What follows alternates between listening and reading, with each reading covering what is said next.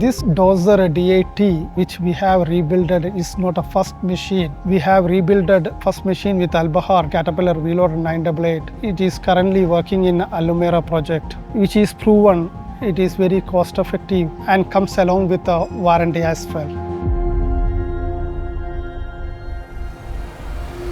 We are very in favor of this kind of rebuild programs, CCR, because actually the machine starts from zero again, zero running hours, so to say, even though it already had more than 12,000 running hours before and maybe a lifetime of several years. In our harsh conditions, alongside the coastline, working with sand applications, it really suffers. So we cannot just continue working with these machines and only do an overhaul of the engines or the driveline. We really have to do a complete certified rebuild to make this product again in our fleet working as a new one. Actually, you can consider as a new one. So this kind of programs from Al-Bahar, CCR, we can only support and hope this sustainability step we are taking supports us as well as our next generations.